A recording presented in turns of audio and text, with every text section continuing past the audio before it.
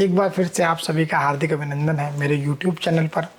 जन्म पत्रिका के द्वादश भाव विचार की यह सीरीज़ आज आप पहुंची है 10वें भाव के ऊपर।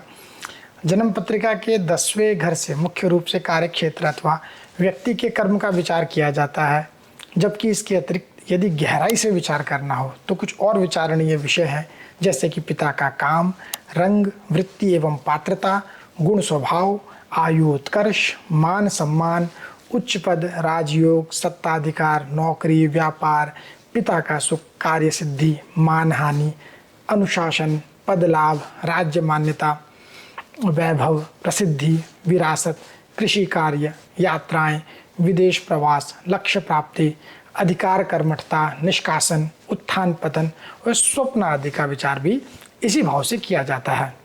कर्म भाव फल अध्याय में पारस्य ऋषि कहते हैं, सबले कर्म भावेशे सोचे स्वांसे स्वराशिगे जातस्तात सुखे नाड्यो यशस्वी शुभ कर्मकृत।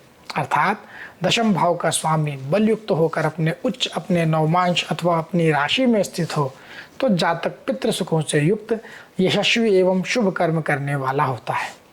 दशम भाव का स्वामी बलहीन हो तो जातक कर्म रहित होता है। राहु यदि केंद्र त्रिकोण में स्थित हो तो वह ज्योतिष्टोम आदि यज्ञ कारक होता है। कर्मेश, ये ज्योतिष्टोम इत्यादि जो है वैदिक यज्ञ हुआ करते थे, उसके संदर्भ में कहा गया है कि राहु जो है केंद्र त्रिकोण में हो, कर्मेश शुभ ग्रहों से युक्त हो और शुभ स्थान में गया हो तो जातक को राजा के दरबार से तथा व्यापार से सदा ही लाभ होता है।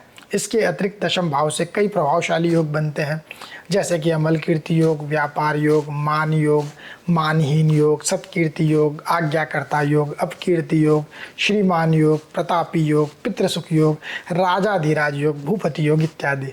अस्तु इस पे चर्चा फिर कभी करेंगे। आज जो हमारा विषय है वो तो 12 भाव के विचार पे है। तो अब जानते हैं दशमेश के कुंडली के 12 भाव में बैठने का क्या क्या फल होता है।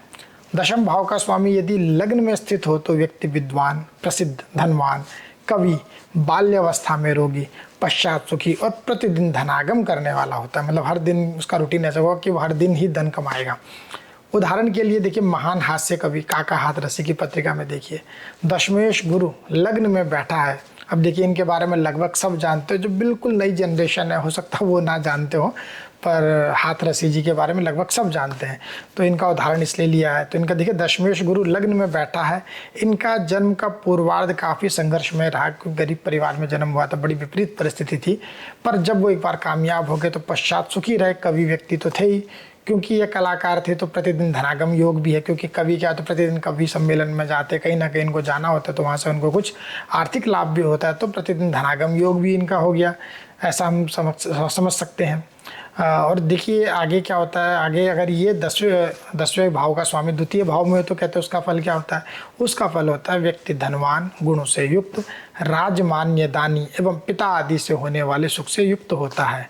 तीसरे घर में हो तो व्यक्ति को भाई तथा नौकरों से सुख प्राप्त होता है। साथ ही व्यक्ति पराक्रमी गुणों से संपन्न एवं सत्यवादी होता है।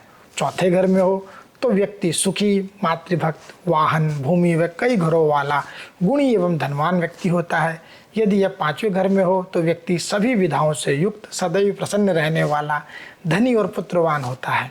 यदि यह छठे भाव में हो तो व्यक्ति पितृसुख से वंचित, चतुर होने पर भी धन से हीन एवं शत्रुओं के द्वारा पीड़ित रहता है। मतलब बहुत ज़्यादा जो चालाक होता है वो कुछ इस प्रकार के ग्रहों वाले व्यक्ति हो सकते हैं, ऐसा तात्पर्य है। यदि यह 7th हाउस में हो तो व्यक्ति जो है पत्नी के सुख से युक्त, मनस्वी, गुणी, सत्यवादी और सदैव सत्य धर्म में रत रहने वाला होता है।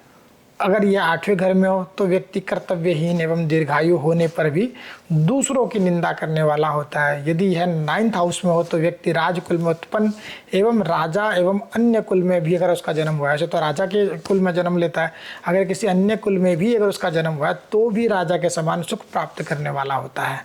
धन पुत्र आदि प्राप्त करने वाला भी होता है। अभी देखिए आरपी गोयनका जी की पत्रिका में देखिए, दशमेश शनि भाग्य भाव में विराजमान है। ये आरपीजी ग्रुप जिनकी अभी आईपीएल की टीम भी है, वो इसी ग्रुप की टीम है, तो उसके फाउंडर रहे मेरे ख्याल से 70-74 के बीच में इन्होंने इसका जो है नींव रखी थी। इनके दादाजी श्री बद्री प्रसाद गोयनका जी, देखिए आज़ादी से पहले स्टेट बैंक का नाम पहले कुछ और था, शायद इंपीरियल बैंक ऑफ इंडिया कुछ ऐसा कुछ नाम था, उसके पहले भारतीय चेयरमैन रहे। तो उस समय में कितनी बड़ी बात है। तो कहीं ना कहीं राजा तो नहीं, राजा के समान ही हो गए। तो ऐसे कुल में उत्पन्न भी रहे और आगे उनके जीवन में इस प्रकार से घटित भी रहा सब कुछ। उन्होंने और आगे उस जो है चीज़ को आगे और बढ़ाया। अब देखिए स्वयं राजा की पत्रिका में देखिए त्रावणकोर के महाराजा की पत्रिका में भी यही योग जो है घटित हो रहा है। 10 में शनि भाग्य भाव में है।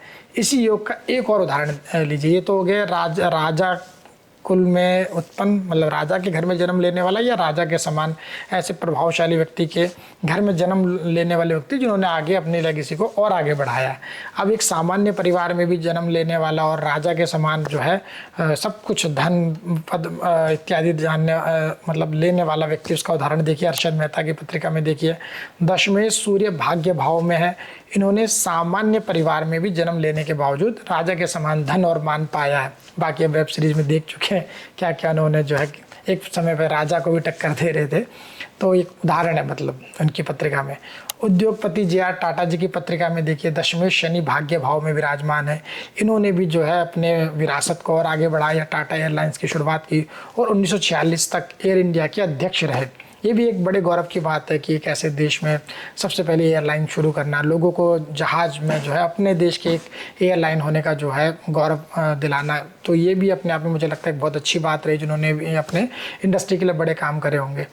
यदि यह 10वें भाव में स्थित हो, आगे की बात हो रही है तो 9वें भाव की बात हो रही थी। 10वें भाव में स्थित हो तो क्या होता है, व्यक्ति सभी कार्यों में प्रवीण, सुखी, पराक्रमी, सत्यवादी एवं गुरु भक्त होता है। और यदि यह लाभ भाव में हो, मतलब 11वें घर में हो, तो जातक व्यक्ति धन पुत्र से युक्त, प्रसन्न, गुणवान, सत्यवादी और सदा सुखी रहता है। और यदि 12वें घर में हो तो व्यक्ति का राजगृह में व्यय, शत्रु से भय एवं स्वयं चतुर होने पर भी सदा चिंतित रहने वाला होता है। तो इस प्रकार हमारी जो है ये सभी विषयों पे हमने जाना कि 12 घरों में बैठने का क्या फल होता है। आशा करता हूँ आज की इस वीडियो से भी आपको कुछ ना कुछ जो है आपके ज्योतिष के ज्ञान में इजाफा हुआ होगा। अभी अगर किसी व्यक्ति को अपने बारे में बहुत विस्तृत जानकारी से जानना है तो नीचे दिए गए नंबर पर जो है वो संपर्क कर सकते हैं। ऑनलाइन ऑफलाइन दोनों माध्यमों से आप जो है कंसल्टेशन प्राप्त कर सकते हैं। अभी के लिए विदा लेते हैं, अब मिलते हैं एक नई वीडियो के साथ। तब तक के लिए जय माता दी।